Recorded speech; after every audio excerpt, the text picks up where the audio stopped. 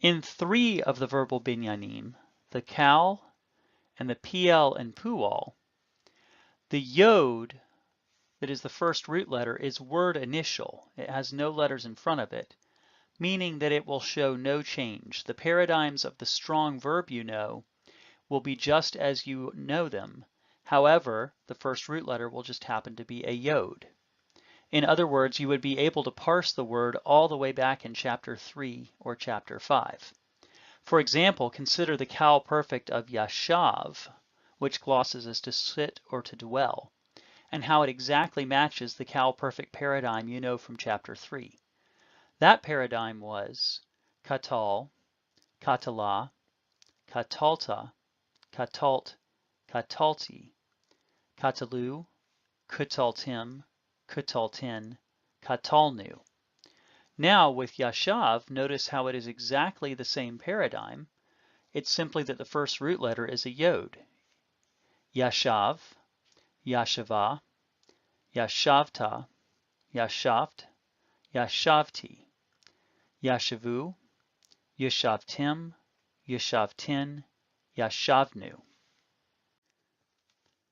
On the other hand, in the nifal, the hifil, and the hofal, if you add a prefix letter before the first root letter, the yod that you would find in the dictionary, the lexicon, will change back to the original vav.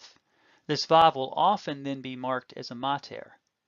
So in the nifal perfect of yashav, we have noshav, noshava, noshavta, noshavt, noshavti, noshavu, noshavtim, noshavtin, noshavnu. Note that in each case, the first yod of yashav has become a vav, which has then been marked with a holum to become a holum vav. And the hifil, we similarly have hoshiv, hoshiva, hoshavta, hoshaft, hoshavti, hoshivu, hoshavtim, hoshavtin, hoshavnu. Note that again the yod of the root has been replaced by the original vav from which the root would have derived. The presence of the he of the hifil perfect in advance of the yod causes the change to a vav. Third, in the hofal perfect, you will see the same effect. However, because the hofal is marked as a passive and often has the u sound of the shurek, you have a different vowel. Hushav, hushava, hushavta, hushaft, hushavti, hushavu, hushavtim, hushavtin, hushavnu. Again, the first yod has changed to a vav, which has then been marked as a mater.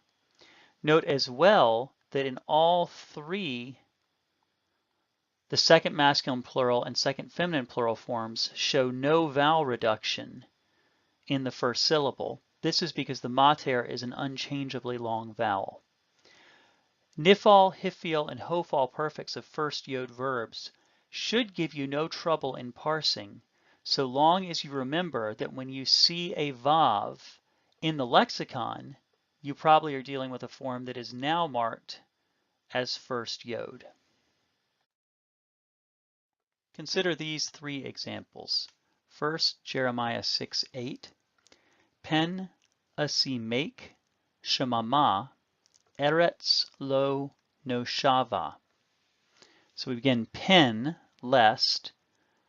Asimek is a kal imperfect first common singular of the hollow root seem, to put or place, even to make, plus the second feminine singular suffix, the kaf. So lest I make you. Shemama is the noun a desolation. Eretz, a land. Lo, not. No shavva, a nifal perfect. Third feminine singular. The verb is feminine to agree with eretz, its subject. Nifal perfect third feminine singular of Yashav, a land not inhabited. It's a nifal, so it's a passive sense.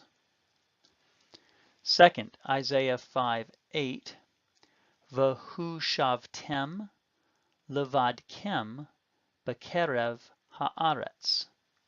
So begin with a converted perfect. It's a hofal converted perfect. Second masculine plural of, again, the root yashav. As a hofal, it's both causative and passive. So, and you, masculine plural, are made to dwell. Levad, alone, plus kem, second masculine plural suffix. Alone, yourself, you might say. B'kerev, b, in, kerev, middle or midst, of, ha, definite article, the, aretz, land. And third, Deuteronomy 5:28.